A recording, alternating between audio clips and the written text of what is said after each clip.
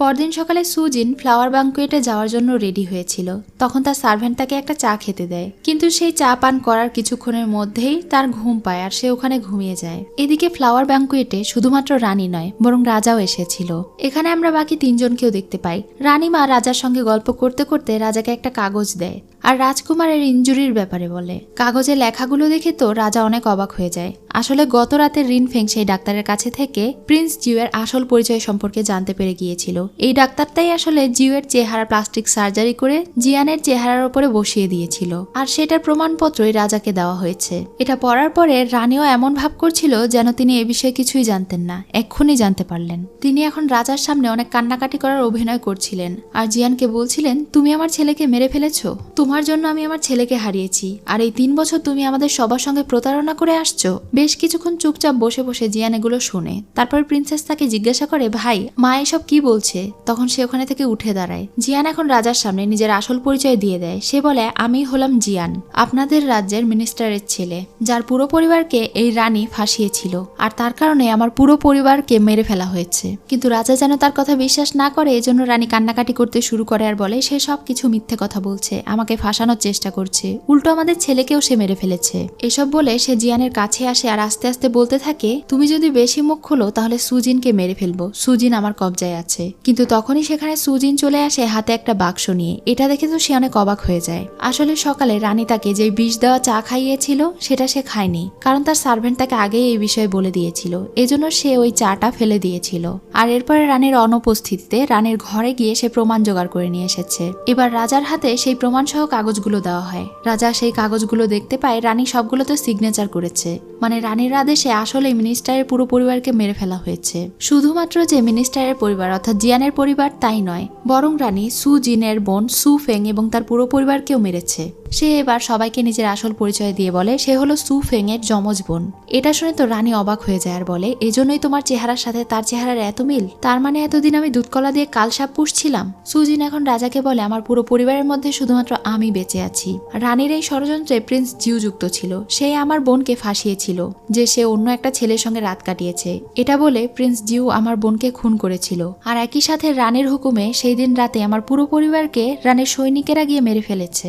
এসব কিছু জানার পরে তো রাজা রানীর উপরে ভীষণ রেগে যায় আর বলে, তুমি আমার পিঠের পিছনে এমন ষড়যন্ত্র করে বেরিয়েছো, তুমি তো এই রাজ্যের রানী হওয়ার যোগ্য নও, তোমাকে তো আমি ফাঁসি দেব।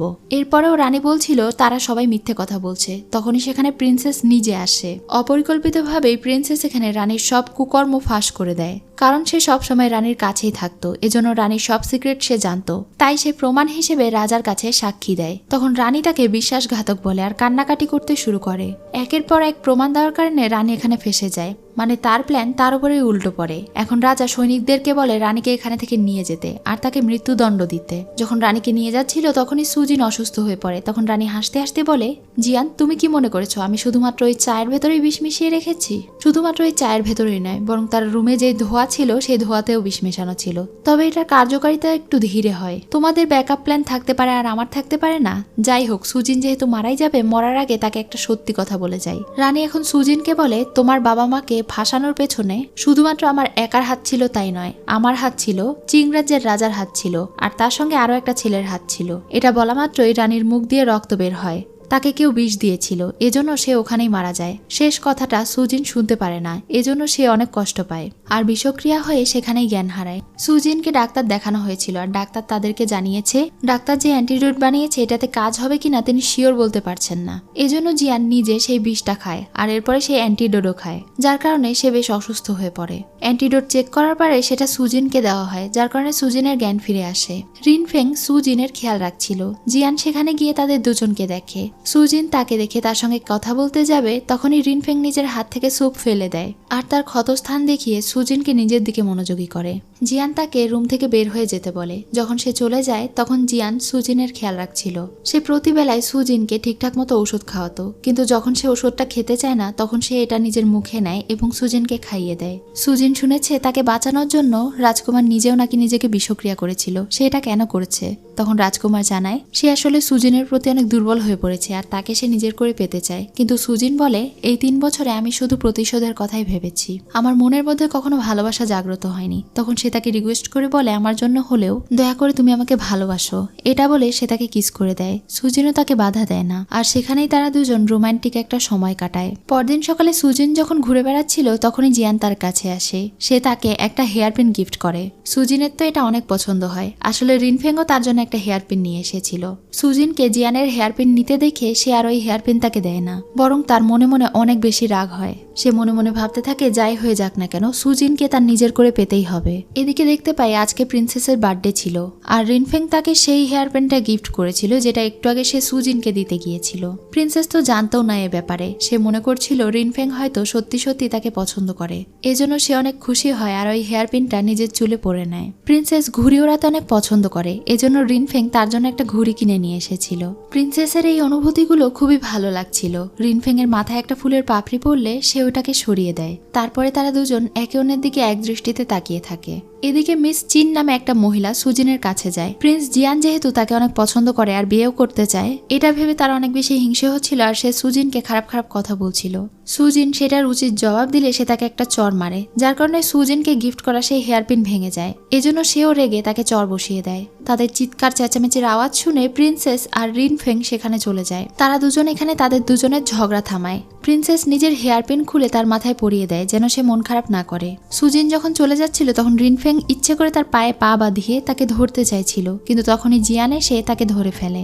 সবার প্রথমে সে সুজিনের চুল থেকে সেই হেয়ারপিন খুলে ফেলে দেয়। এরপরে তারা সবাই সেই মেয়েটিকে একদম ইগনোর করে সেখানে থেকে চলে যায়। রুমে গিয়ে সে সুজিনকে বকা দিচ্ছিল আর বলছিল যার তার দেওয়া জিনিস তুমি কেন অ্যাকসেপ্ট করো? আমি তোমাকে এত সুন্দর একটা হেয়ারপিন দিয়েছি, সেটা ভেঙেছে তো কি হয়েছে? আমি আবার তোমাকে নিয়ে এসে দেবো। তখন সুজিন জিয়ানকে বলে তুমি কি জেলাস ফিল করছো? তখন সে বলে না তো, আমি জেলাস ফিল কেন করব? কিন্তু সবসময় এটা মাথায় রেখো, তুমি শুধুমাত্র আমার, অন্য কারো কোনো জিনিস তুমি ইউজ করবে না। তোমার যা লাগবে সবকিছু আমাকে বলবে, আমি তোমাকে নিয়ে এসে দেবো। এটা বলেই সে এখন তাকে কিস করতে শুরু করে। আর দরজার বাইরে থেকে মিস চিন এটা দেখে তো ভীষণ রেগে যায়। রিনফেংও সেখানে আগুনে ঘি ঢালতে চলে আসে। সে ওই চিন নামের মহিলাকে আরো বেশি ভরকে দেয়। সে তাকে প্রতিশোধ পরায়ণ করে তোলে আর বলে কোন সময় সুজিন বাসায় একা থাকবে। ঠিক সময় মতো সেই মেয়েটি সেখানে পৌঁছে যায়। সুজিনকে এমন একটা কিছু খাইয়েছিল যার কারণে সে দুর্বল বোধ করছিল, আর এই সুযোগে মেয়েটি নিজের রাগ দেখায়, তার হাতের মধ্যে চাকু ঢুকিয়ে দেয়। এদিকে রাজকুমার জিয়ান আর রিনফেং দুইজন বসে চেস খেলছিল। এখানে যেমন তারা একে অন্যের গুটি খাচ্ছিল, তেমনি আকার ইঙ্গিতে জিয়ান তাকে বুঝিয়ে দেয় সে যেন সুজিনের কাছে থেকে দূরে থাকে। সেদিন রাতে যখন রিনফেং সুজিনকে দেখতে যায় তখন দেখতে পায় সেই মিস চিন সুজিনকে আঘাত করেছে। এটা দেখে তার অনেক রাগ হয়, কারণ সে তো শুধুমাত্র তাকে ভরকে দিয়েছিল, কিন্তু মেয়েটি যে সুজিনকে এভাবে আঘাত করবে তা সে বুঝতে পারেনি। আজকে যেহেতু রাজকুমার প্রাসাদে ছিল না, এজন্য রিনফেংই তার খেয়াল রাখছিল। পরদিন সকালে প্রিন্স যখন কাজ থেকে ফিরে আসে আর সুজিনের সঙ্গে দেখা করতে যাচ্ছিল, তখনই একজন সৈনিক এসে জানায় সুফেং এর সঙ্গে কিছু একটা হয়ে গিয়েছে। সে তার রুমে গিয়ে দেখতে পায় কেউ একজন সুফেং এর ছবিগুলো টুকরো টুকরো করে ছিঁড়ে রেখেছে। এটা দেখে তো তার ভীষণ কান্না পায়। সে অনেক বেশি কষ্ট পাচ্ছিল, কারণ সে সুফেংকে অনেক বেশি পছন্দ করত। সুজিন আর রিনফেং তার সঙ্গেই দেখা করতে আসছিল। তখনই তারা গেটে দাঁড়িয়ে তার কথা শুনছিল বাইরে থেকে। ভেতরে জিয়ান সুফেং এর ছবি দেখে বলছিল আমি তোমাকে অনেক ভালোবাসি, আমি তোমাকে কখনো ভুলতে পারবো না। তোমার সঙ্গে এমন কে করেছে আমি অবশ্যই খুঁজে বের করব। তোমার বোন সুজিনও একদম তোমার মতো। তাকে প্রথম দেখাতেই আমি মনে করেছিলাম তুমি, যদি তার জায়গায় তুমি হতে তাহলে কত ভালো হতো। এসব কিছু শুনে সুজিন অনেক কষ্ট পায় আর কান্না করে ফেলে। রিনফেং তখন তাকে বলে কষ্ট না পেতে, কিন্তু সে ওখানে থেকে চলে যায়। তারা যাওয়ার পরে জিয়ান বলছিল সুজিন একদম তোমার মতো, তবে সে তোমার থেকে অনেক আলাদা, শুধু তার চেহারাটাই তোমার মতো। আমি তোমাকে ভালোবাসি একজন ভালো বন্ধু হিসেবে, কারণ তুমি আমার প্রাণ বাঁচিয়েছিলে এবং আমার খারাপ সময় আমার পাশে থেকেছ।